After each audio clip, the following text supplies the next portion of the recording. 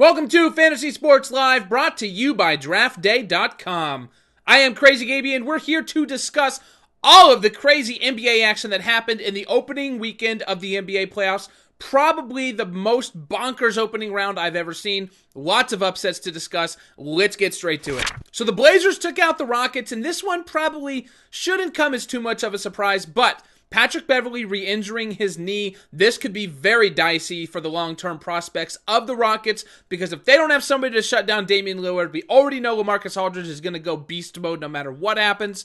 They are in serious trouble. The Wizards took out the Bulls at home, and while technically it's a 5-4 upset, so it's not really too big of a deal, I thought the Bulls were much stronger than the Wizards. Maybe I should have paid a little more attention to what the other pundits were saying, that the Bulls just cannot score points. John Wall, Bradley Beal, scoring too many buckets for the Bulls to keep up with. I'm legitimately worried about my prediction of the Bulls making it out of the first round. The Nets took out my beloved Raptors, and this one had me in tears. Dwayne Casey once again managed to botch the last 5 minutes of a close game, and I am a little worried that the Raptors are only going to go so far as their inept coach can take them. The Warriors, in what was probably the biggest upset in my opinion, took down the Los Angeles Clippers at home. I did not think without Andrew Bogut they had any shot. I still don't think they have a good one in this series overall. I don't think they have the defensive firepower. Once Blake Griffin gets it going, Blake, he was in foul trouble. I think he only played like 19 minutes. It's going to be tough for them to contend with the Clippers in a game where Blake plays his full complement, 38-40 minutes. And then there's the Hawks. What the hell, Indiana? Are you serious? I know a lot of us, like myself, were thinking, okay, the Pacers, they have to get it figured out right. Like, they can't be this bad in the playoffs. You just can't be this bad in the playoffs. Apparently, they are just this bad. This might actually be the second worst team in the Eastern Conference playoffs. And I would say the worst team was the Atlanta Hawks, but they just beat the Pacers at home. You could have got 66-1 odds in Vegas if you took the Hawks in 4 games. Really wish I would have went back and just put like 100 on that. That would have been a great bet, a great prop bet to potentially hit. And in non-playoff related news, the Knicks fired Mike Woodson, so basically Phil Jackson fired Mike Woodson and the entire New York Knicks coaching staff. It's going to be interesting to see what happens next year. It's almost certainly going to be another down year for the Knicks, but hopefully it will have the promise of rebuilding, maybe some key components we can take advantage of in daily fantasy, and then my guess is in 2016 they're going to once again be relevant. Over in Major League Baseball, the Pirates and Brewers made it interesting when good old Carlos Gomez hit a triple off Garrett Cole. Some words were exchanged, they weren't too happy with one another, and it looks like this could be an interesting series to watch moving forward. Carlos Gomez probably looking at a suspension, so keep your ears peeled for that. You don't want to have him in your lineup when he gets tossed out. It also upgrades any opposing pitchers facing off against the Brewers in the short term as well.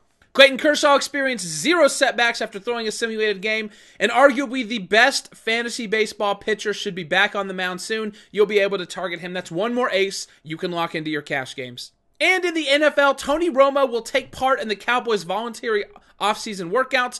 This is a big deal because if you remember, he missed the last game of the season with the back issues. Back issues, of course, something you should never fool around with. You never know how they're going to turn out. Looks like if he's going to take part in the voluntary workouts, he should be good to go to start the season. And he's always one of the most hotly contested daily fantasy football quarterbacks. Looking at today's top plays in Major League Baseball, you got Felix Hernandez in the pitcher-friendly confines of Safeco Field against one of the most strikeout-prone teams in the league. Yeah, I'll take that. Thank you. Give me a big helping of King Felix at $20,800. He's a little tough to massage into your salary cap, but you know what? I'm going to make it happen because this guy is lights out. He's a guaranteed 50 fantasy points tonight. And I will be drawing most of my hitters from this matchup of San Francisco at Colorado. Now, I realize generally in cash games you don't want to put too many eggs in one basket, but this one is standing at 10.5 runs. It's towering above any other game for total runs scored. This is a gargantuan total. You've got the San Francisco right-handed bats against Jorge De La Rosa. Buster Posey at 9,450. Hunter Pence at 9,700. Pablo Sandoval, 8,150. And even Michael Morse at 7,150, who could be an excellent value play if he's in the lineup. On the Rockies side of the ball, Cargo is 11,950. Might be a little tough to fit him in your lineups with Felix Fernandez, but if you can make it happen, should be worth it, as right-handed pitcher Ryan Vogelsong in Coors Field is a recipe for disaster, my friends. Our question of the day is, which Game 1 upset surprised you the most this weekend? I'm actually going to go with the Warriors and Clippers. I know the Hawks took out the 1 seed. They're the 8 seed. They took out the 1 seed. That might on paper seem like it's a little bigger of a deal, but face it, we knew the Pacers were really bad at this point.